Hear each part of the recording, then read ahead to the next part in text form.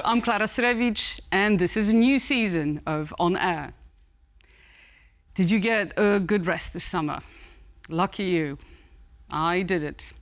Despite my declared intention of staying away from the news, the doomsday cycle found me. And that's today's topic.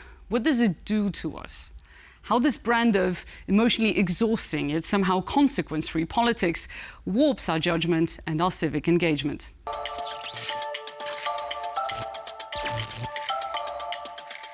Great to be here. I hope you missed us a little bit.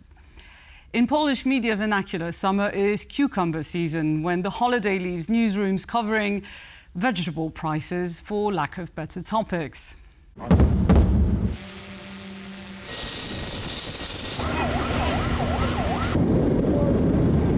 So that was the summer. Been busy tracking all those major world-defining, order-shattering events. Of course, there was that Trump-Putin meeting and the historic peace treaty it would bring. I will have that war settled in one day, 24 hours. Nobel Prize coming any day now. Then we had the EU saber-rattling meant to shame Netanyahu's government.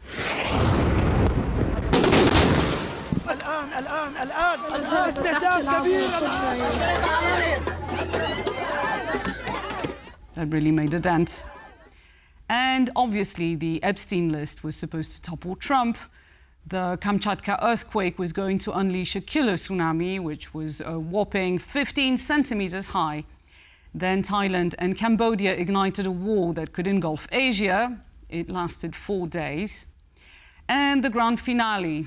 Putin invited Zelensky to the Kremlin. We all know he's going to go, right? Wouldn't you? You just have to stay away from windows, not eat or drink anything, make sure your skin doesn't touch any clothes, especially your underwear, be comfortable being filmed in the bathroom, and ready to actually burn all your electronic devices if you return. Anyway, that's another empty statement. And here's the point, as summed up by this meme. Nothing ever happens. So where does that perception come from? After all, things do happen, in fact, horrible things, yet there's this meh, or rather neh, approach. The cultural phenomenon carried by this phrase isn't necessarily a cry for action, but embodies the numbness born from overhyped news cycles, disinformation, and theatrical politics.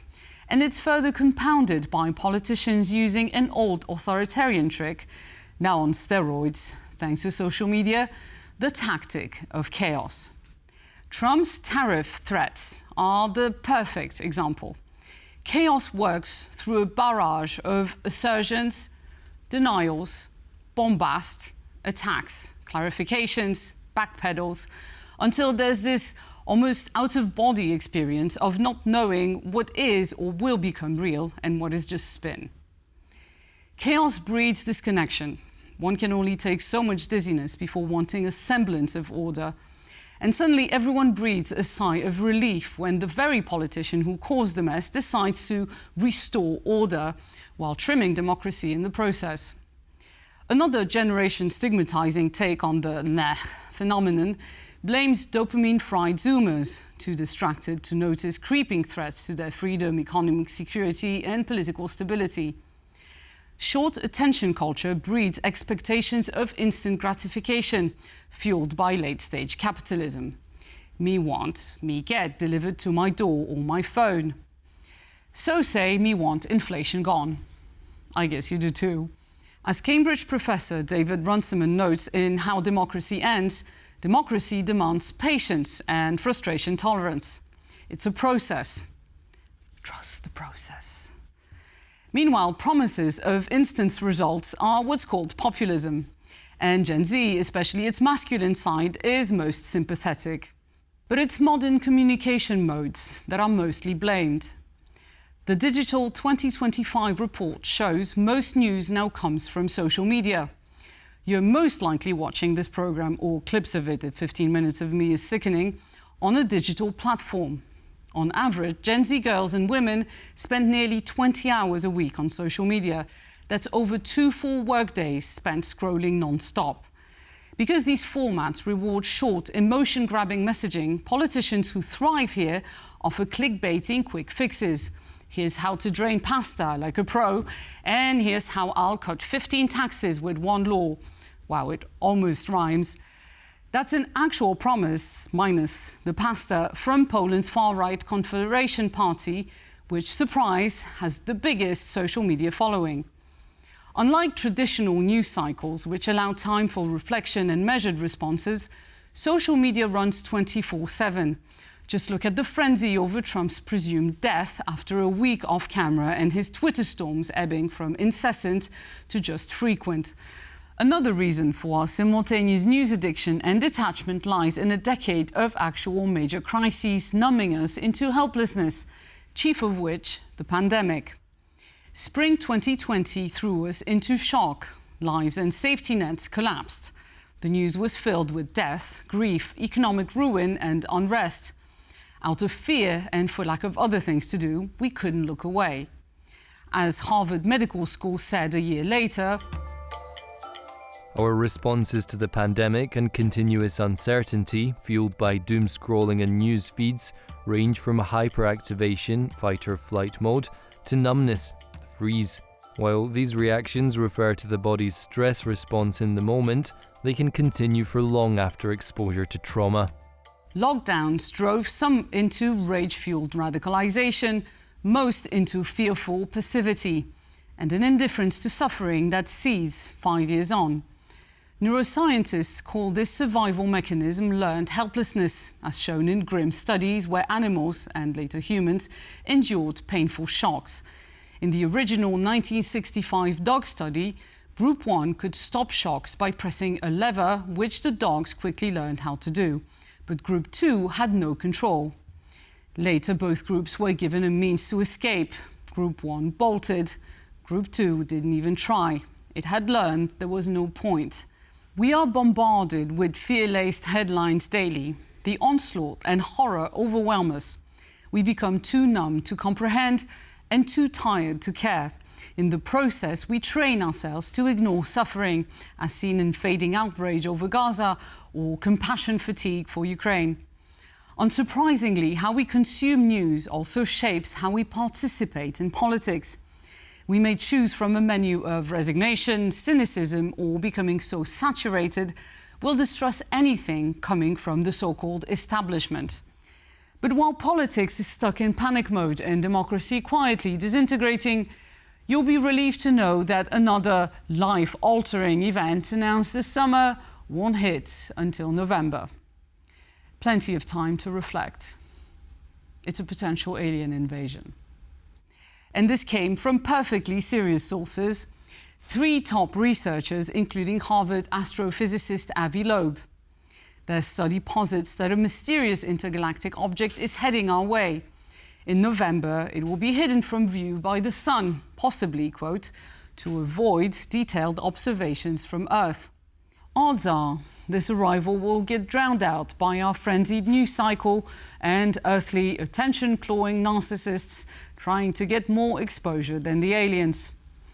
And in the end, nothing will really happen.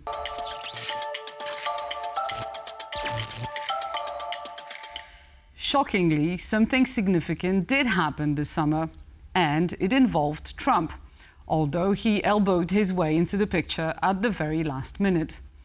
Azerbaijan and Armenia signed a long-awaited peace deal, formally closing the chapter on decades of conflict. And even though this is very good news, least of which is both countries move away from Russia's sphere of influence, Trump's personal ambitions are clearly taking center stage. President Donald Trump has claimed a major foreign policy victory could earn him the Nobel Peace Prize. In early August, Trump welcomed the leaders of Armenia and Azerbaijan, 2 nations that have fought on and off for nearly 4 decades. And we'll hold up, how about holding up that document, all right? Together, they signed a joint peace declaration aimed at ending their long and bloody conflict.